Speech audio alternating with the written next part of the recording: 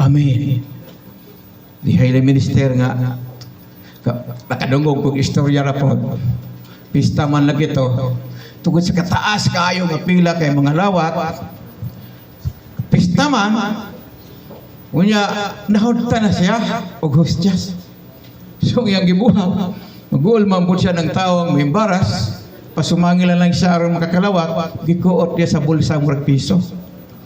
Sus, pagkalawat na nasa usa sa mga nikalawat, gipagut-but. Kaya maning hostyas.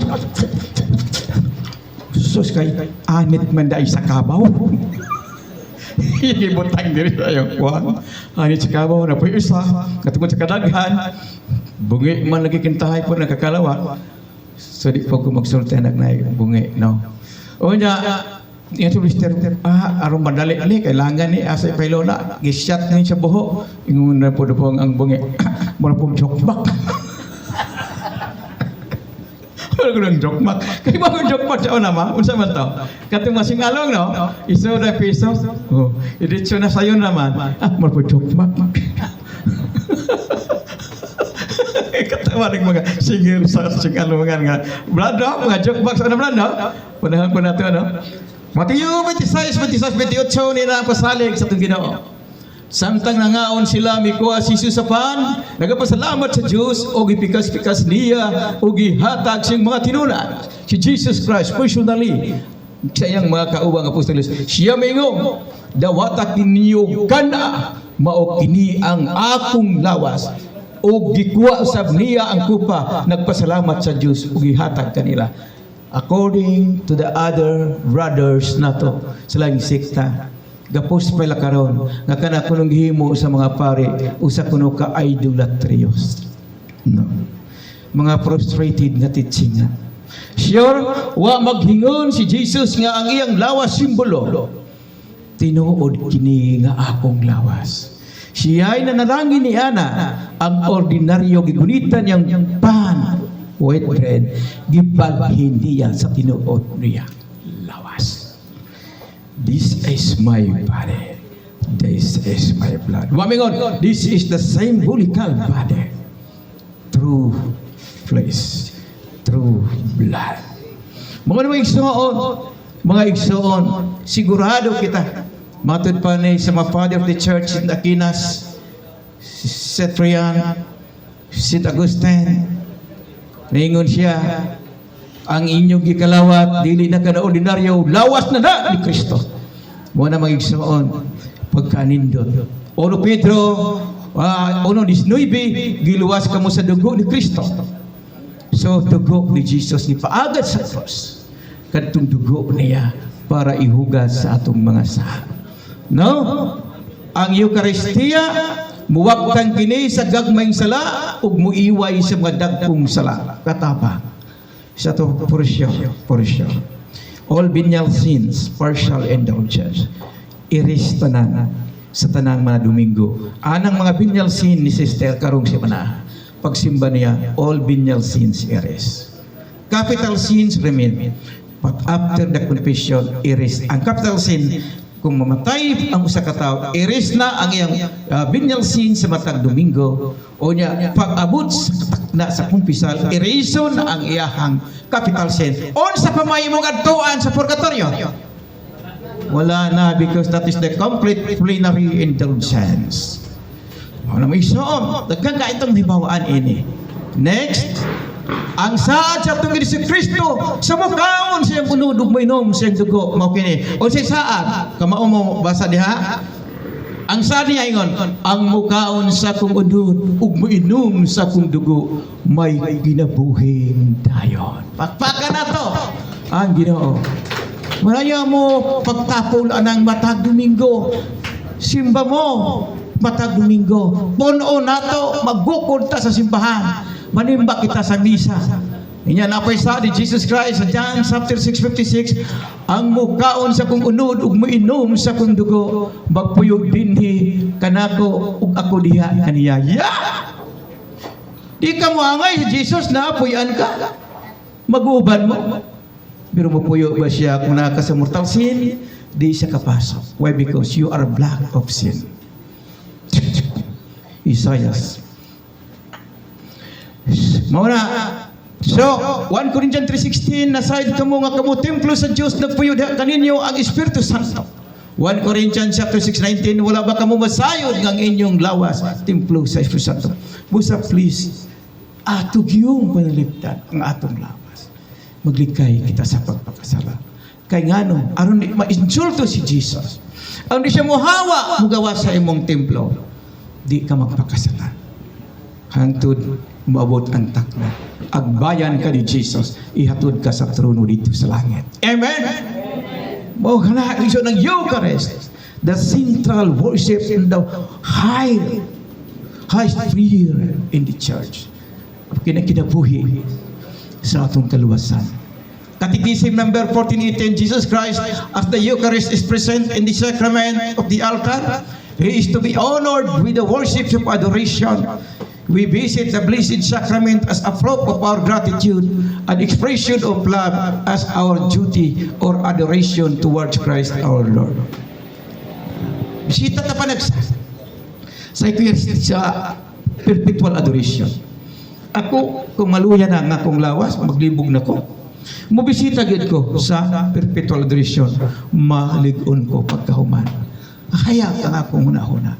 Because si Jesus nasa perpetual adoration. Ano na siya? Makakita siyang mata mo na nagatubang mo. Magpasalamat kita. Kagiluwas ta niya. Nyawa niya biyaing simbahan. Na siya kanunay sa simbahan. Manabisitahan na to siya. Kagikan siyang pagkamatay. Wa siya mubiya sa kalibutan sa simbahan. Ana siya sa perpetual adoration. Next. CCC number 4019 ng Santos nga Eucharistia, mausab ang saad sa tanan nga human sa atong kamatayon dinhi sa kalibutan, makaadto na kita sa iyang gingharian sa langit ug mahitipon kita siyang mga anghel ug mga santos. Kita tanan mga santos na pakpakta. Nya kung kinsay makauna, di ba nga kung asawa makauna, di na anay mo sugat nako. Oy, brother husband. Kinsay mong sugat nako, ang misis nakabantay mo nga tinuod baka po nagiingon kung hapit ng mga matay ang mga tiguang, makakita na kuno silang maginikanan na bisitahan na sila. Anyway, wa ko'y proba ko'y doctrines, pero ila man ang nakita, dinhira ba si Manong, dinhira ba si Lolo, nakadungog mo ana si Lola, di ba? Kadungog mo ana. Oh, kung hapit na matay ang tao, nya pagka mamatay na, magsulti na sila. Dili madugman na brad, kaya that's geological. Nga kunahunaan sa tao, pero okay raman kay wa man poingon may perno tana. Busa kita gyud mo inom kita. Importante mo inom gud kita ni anang lawas dugo. Kay ngano mo kana ang importante kaning makainom ta anang Eucharistia sa lawas dugo. Dili pareho atong istorya nga mananggite ba? Mananggite, la pamina mo mananggite.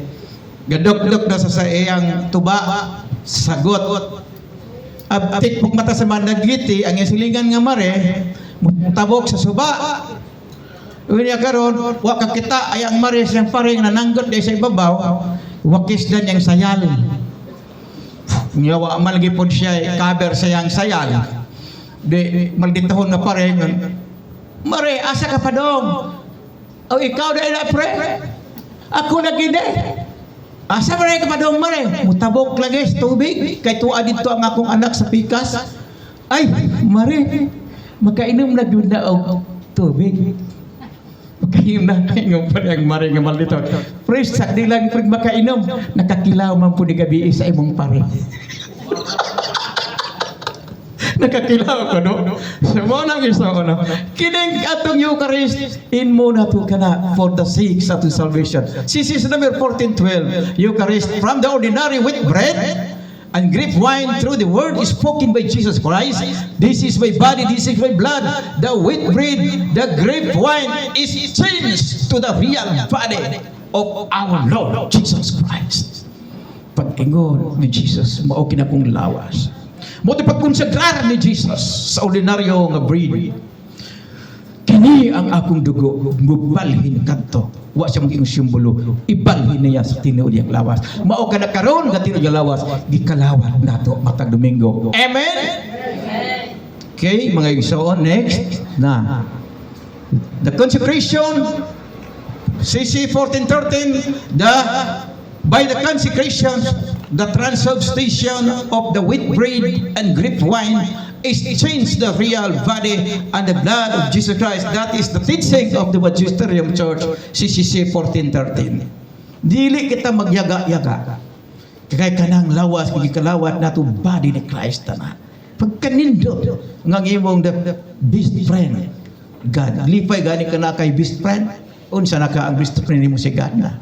Kauban mo sa imong kinabuhi. Mana si Maigsoon. Proclaimed the Council of Trent in Rome under Pope Julius III in the 13th sessions on October 11, 1551 AD. The Council public its decree on the Holy Eucharist and institutions of the sacrament body of Christ, the blood of Jesus. Ipalanog sa Santo Papa sa konsilyo uban sa mga kardinal, the body of Christ. Busa, mga dagta karon Domingo, ayaw alang-alanga kanang imong gikalawat mao kana ang imong passport pohon sa langit. The Holy Eucharist after the consecrations of the priest of the wheat bread, pare gyud ang mokonsagrar, and grape wine, the wheat bread and grape wine is changed to the real body and blood of Jesus Christ under the species of the wheat bread and grape wine. Matod pa sa 1 kriyon, magic man. Tungod la kay si Jesus, this is my body, this is my blood, modityo na. Yes, kinsa man ka, makaminos ka sa gawon ni Kristo, mag-question ka. Ang si Jesus na gasultiana, muna mahigsoon, taninto, makasalig kita sa simbahan, nga dili masayob siyang teaching. Because we are guided by Jesus Christ in His Holy Spirit. No? Next, CC 1415, muna siya. Anyone, balaod na ni ha? Akong review. 14:15, Corinthians 11:27-32. Anyone who desires to receive the Christ and Eucharistic communion must be in the state of grace. Naka sa grasya. Anyone who is aware of having mortally sinned must not receive communion without having received absolution in the sacrament of penance. Dito sa mga higsoon, so dili pa bang bisa si Father Jimboy Sakog, si Father James Darunday, dunay pare nga mulingkod kay kadtong gusto mo kumpisal sa di pa magmisa, makakumpisal mi dito. Wa ko kay balos abang simbahan. Kay di ka pwedeng mo kalawat nga naka sa state of sin. No. Next. Kay numdo mo atong Eucharistic. Gusto pa ba mo interesado mo i-close ko na di na kumusulti ning nitabo nga tinuod ni. Ato ni sir, pwede? Kaya pamanang oras siguro na ito. The Eucharistic miracle of Lanciano City sa siyudad sa Roma. Niadtong tuig 700 AD, dunay usa ka pare nga munghi nga mahilig sa science. Pare siya, pero mahilig sa science. Gusto niya nga ang tanan butang i-probe sa science. Gusto niya ang tanan butang pamatud-an sa science unsa ka tinuod busa huyang iyang pagtuo may tungod ining hustyas. Di siya kaya mo tuo, pero pare siya, munghi. Na unsa nitabo? Tanawan ninyo, ha? Mura magsalida ta, ha? Tanawan ninyo. Okay. Yan na to. Gi-examine niya. Tanaw mo, ha?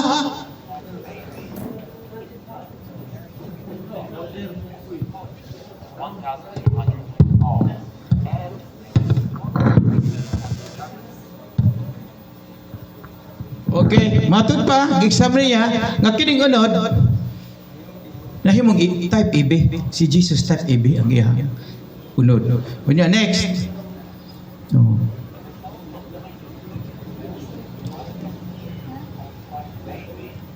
Type AB ko na, ha? Type AB.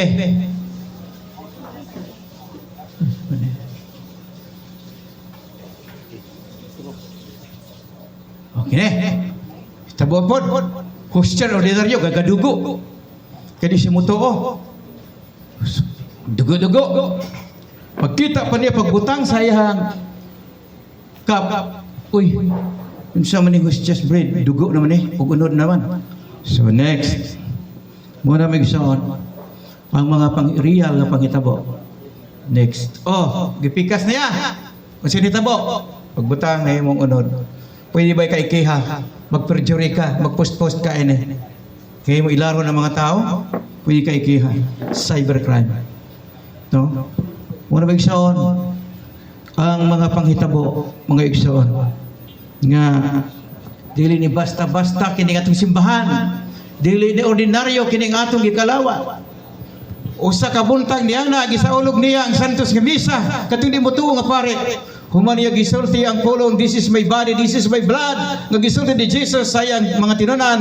Human niya kinigisulti ang iyang nakita ang pan nga ordinaryo na balhin na sa tinuod nga dugo. Katong gaduha-duha nga munghi. Ug siya nitabo sa pagkuanay na abante. Siya natingala kay dugo na. Iyang nakita ang milagro ang iyang kahadlok. O katingala napulihan sa labihan nga kalipay, nihilak siya o nagpakiluoy sa Dios tungod sa iyang pagduha-duha. Daghang mga tao ang nakasaksi sa nitabo nga milagro ug tungod sa mong milagro unsay nitabo nilanog sa tibuok siyudad sa Lanciano sa Italy, Roma ang Eucharistic miracle. Makita kini hantod karon sa simbahan sa San Francis Lanciano. Una, every year, every month, gabaha ang tanang mga tao nga moadto dito kay dunay plenary indulgence nga makasud ka ng Lanciano Church. Mga sa nimong papason. So na, the official, diana, ang mga Santo Papa.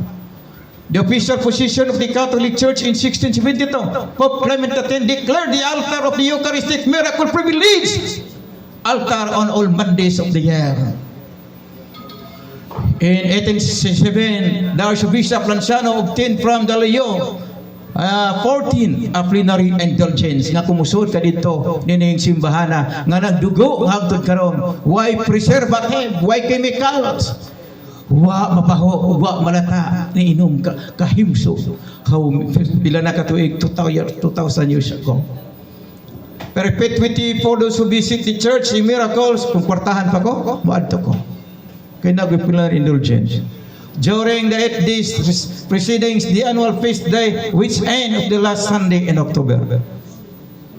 Scientific research, kita mo, kinsa na, banggaitan nga professor. Gaduda sila nga ano magduda nga wa magduda madugta mabagong baho balata na man sa bustrom. Yeah, the professors Dr. Adorado, University professor in anatomy and pathological histology and chemistry and clinical microscopy, head physicians on the United Hospitals of Arezzo. Professor Lino Liduha, he examined the Eucharistic miracle. Gi-examine nila. And was assisted by Professor Ruggiero Tristili, the Professor Emeritus of Anatomy at the University of Siena. The research done of the flesh and blood yielded the following research. Lawas sa tao, dugo sa tao, ang ilang nakita sa examination sa microscope. Kanya ang sagingon, the blood of the Eucharist miracle is real flesh and real blood of the man, the blood type AB, hangtod karon. Amen. Mga igsoon. Kanya na si Jesus karon sa itong simbahan. The flesh consists of the muscular tissue of the heart, katong unod, gilang examine nga, doon sa kasing-kasing nga.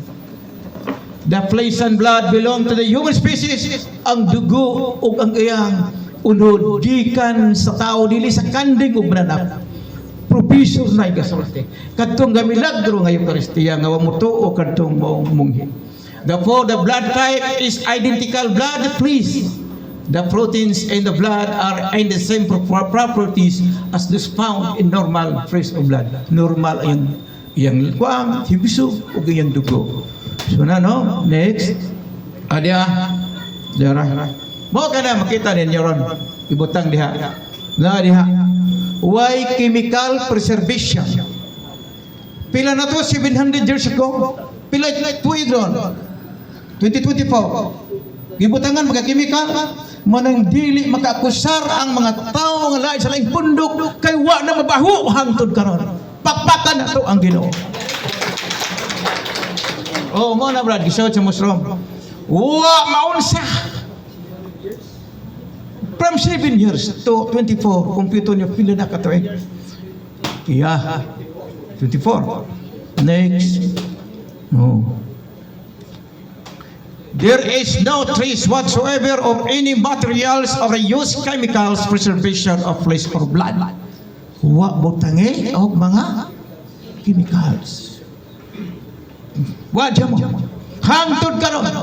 Mo nang magbaha, mapunsisok ang prosesyon sa mga tao dito, kay mutanaw lang ni anang mong milagruso kay dunay plenary indulgence. Kung kwartahan patapat kanindot.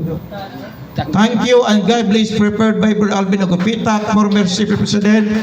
Praise God, glory to God, padayon sa kalampalan.